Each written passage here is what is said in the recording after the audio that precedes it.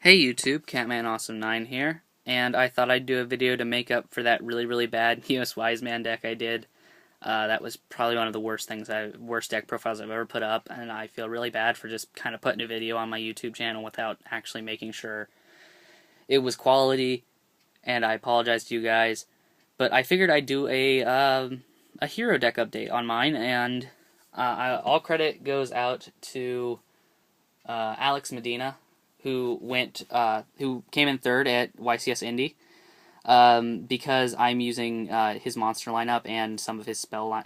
Mostly it's just his monster lineup because I find it to be a lot more consistent than what I was running, and I mean all credit goes to him. I'm really proud. It's his victory. I'm very proud of that because I am from Indiana, and to hear that Heroes topped where I live, that's pretty happy. It makes me pretty happy because it is my favorite deck. So we'll go on. This is his monster lineup card for card, and I don't normally do that, but I looked at it and it was just too consistent. So we'll go ahead and go over the monsters. One Strat, triple Bubble Man, triple Alias, and one Thrasher. Now, before I was running two Thrasher and two Ryo in main, and it was a lot of monsters, and it was nice to be able to top deck some big monsters sometimes, but when you look at the deck, and it is a Bubble Beat style deck, you really don't need to have a monster all the time. All you really need is Stratos. Go ahead and see here. We'll go through the spells. We've got Trinity, Storm, Hole, Reborn. Got one Book main. He was not maining one. Some of this is a little bit different, but I like Book of Moon, so I'm gonna main one. Rhoda, two Duality. Two Lance. He was maining one. But I feel that I just really like Lance, so two, it's really good. Two Super Poly, two E-Call, three Miracle Fusion, three Gem Spark. He was maining two. I think he was just running two, but I really like it at three because consistency-wise, I can always discard it for Super Poly if I don't really need it, or I can use my aliases to their full potential. And triple MST because nobody likes back row. Onto the traps, we got one Judgment, one Warning. It's a Solemns. Two TTs because this card is awesome, and I do run it in pretty much every deck. You just have to know when to play it, people. It's not dead. Two Bottomless, because Bottomless is bottomless, and three Compulse, because I love to make people have to resummon their dragons. That's it for the main. For the extra, we have one Pappy, one Blade Armor, one Maestroke, one Cowboy, one Shockmaster, the game changer of the format, one Starlage Paladynamo. I really do love this card. I think this card can be very good at times. It's not like it's going to happen all the time, but because I don't need more than one Excalibur, it just fills the void for that, because I can go, okay, Special Thrasher, normal Alias, make him detach 2, make your monsters attack 0, and negate its effect. Cool. One Excalibur, and one Roach. And then for the fusions, we run the standard 1 Gaia, 1 Zero, 1 Escuridao, 1 Nova Master, 1 Great Tornado, and 2 Shining. That's it for the main deck and the extra deck.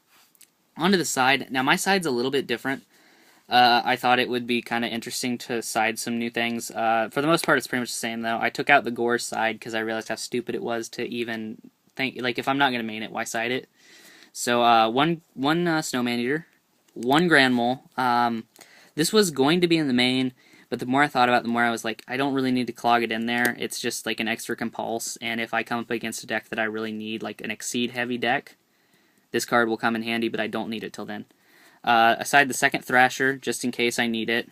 A Vanity's Fiend. Now, this card is a really interesting side option. I'm going to have to say, I got the idea from MCole40. I heard him talking about his YCS, how he did at Indy, and how the only reason he lost was because a Dragon player sided in Vanity's Fiend, and I just thought, Heroes get free special summons off of Thrasher, so Thrasher, Tribute, Fiend? I thought it'd be kind of interesting, and if I do ever need it, I can side into it, which I probably will never side into it, but if I do, it's there. And then the two Thunder Kings, those are all the monsters I side, which is a heavy monster side, but it's mainly the things that I took out to run the same monster lineup as Mr. Medina. So don't hate me for copying, but I figured it'd be kind of interesting to try it out because I will be playing Sunday at my locals. I side the two Mind Crush for pretty much for mermails and wind-ups because you can go, oh, reveal Shark, Mind Crush Shark. Or for the dragons because when they add, you can just go ahead and pop them. Two Fiendish Chain, just in case. One Skill Drain and one Mind Drain. I would probably either run, I would run one more Soul Drain.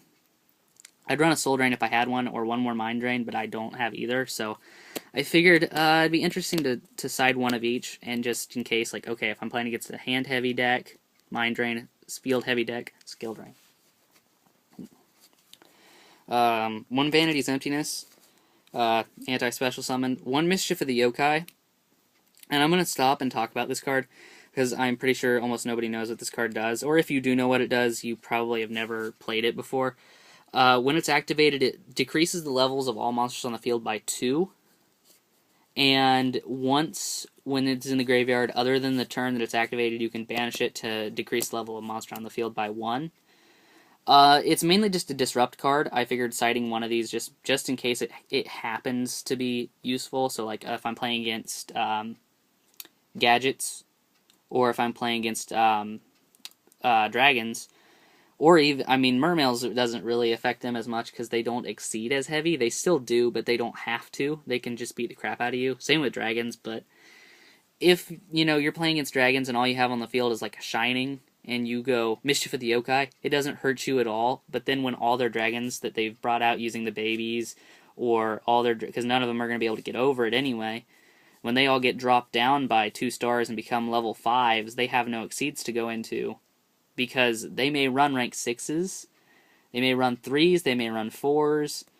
I don't know why they'd run 6s, unless they were playing like a weird hieratic combo with it, but then they have nothing to make because they're down to 5s, and that deck can't, I don't think I've ever seen that deck run a single rank 5.